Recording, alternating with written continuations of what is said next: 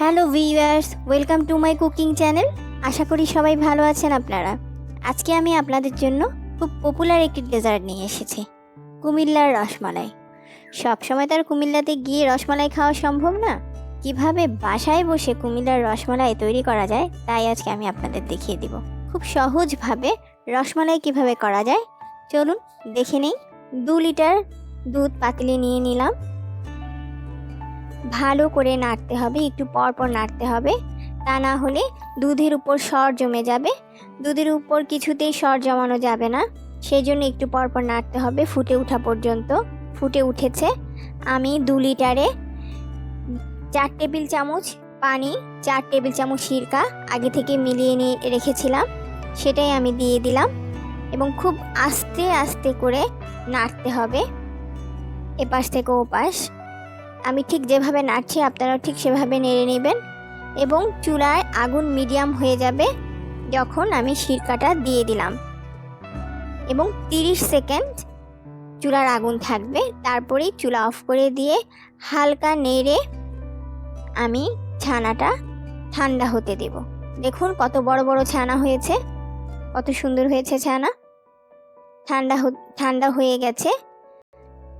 এখন আমি জালির মধ্যে ছেঁকে নিচ্ছি। ঠিক এরকম পাতলা কাপড়ের মধ্যে নিতে হবে এবং অবশ্যই সে কাপড়টা সাদা হতে হবে। ছেঁকে আমি ছানা ভালো করে ধুয়ে ফেলতে হবে। ভালো করে ধুয়ে নিচ্ছি আমি, তা না হলে ছানার মধ্যে আমি যে সিরকা দিয়ে ছানাটা করেছি সেই সিরকার গন্ধ থেকে যাবে। সেই জন্য খুব ভালো করে ছানা নর্মাল পানি দিয়ে ধুয়ে নিতে হবে। ধুয়ে নেবেন আপনারা, আমিও ধুয়ে নিয়েছি। এখন ভালো করে কাপড়টাকে পেঁচিয়ে পানিটা নিংড়ে নিতে হবে। কিছুক্ষণ পর পর হাত দিয়ে ঠিক আমি যেভাবে চেপে চেপে পানি ফেলে দিচ্ছি আপনারাও ঠিক সেভাবেই পানিটা নিংড়ে নেবেন। কারণ 2 লিটার ছানার দুধ খুবই অল্প হয়, সেজন্য এটা হাত দিয়ে চিপে নেওয়া যাচ্ছে। একসাথে যদি 5-6 লিটার বা 7-8 কেজি যদি ছানা করতে যাই তাহলে অবশ্যই বড় কাপড়ের মধ্যে নিয়ে ঝুলিয়ে রাখতে হবে। এমনভাবে ছানাটা করতে হবে যেন ঝুলে থাকে। 6-7 ঘন্টা ঝুলিয়ে রাখতে হবে, তাহলে পানি সব পড়ে যাবে। দেখুন কি সুন্দর ছানা হয়েছে। ছানাটা কিন্তু খুবই সফট হয়েছে। দেখুন আমি আপনাদের ভেঙে দেখাচ্ছি।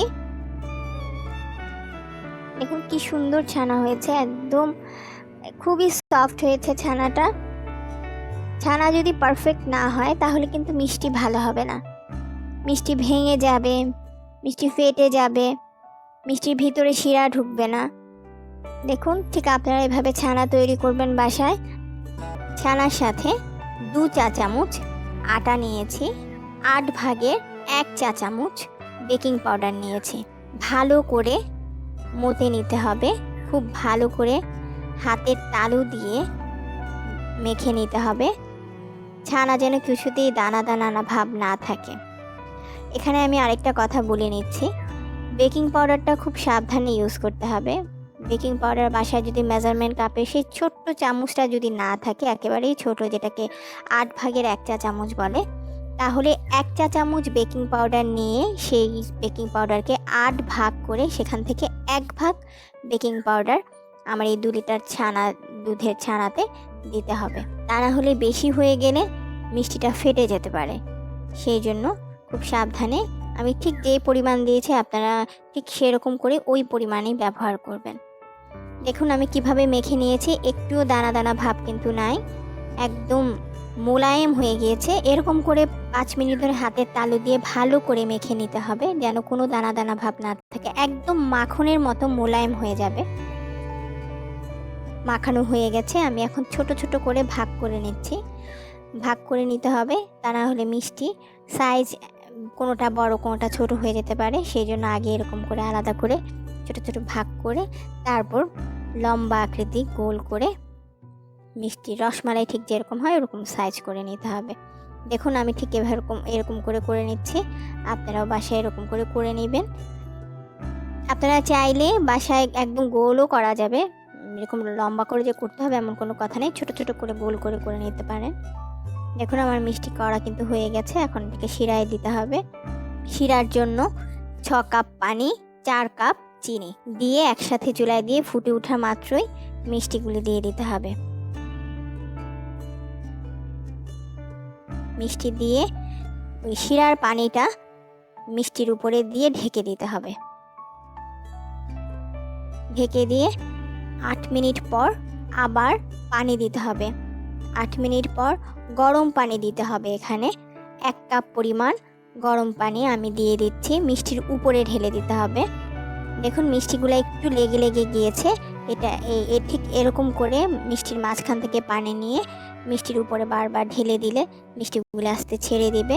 তারপরেও যদি মিষ্টি না ছাড়ে তখন চামচ দিয়ে, ঠিক আমি যেরকম করে করছি আপনারাও এরকম করে চামচ দিয়ে একটু ঠেলে ঠেলে মিষ্টিটাকে ছাড়িয়ে নেবেন।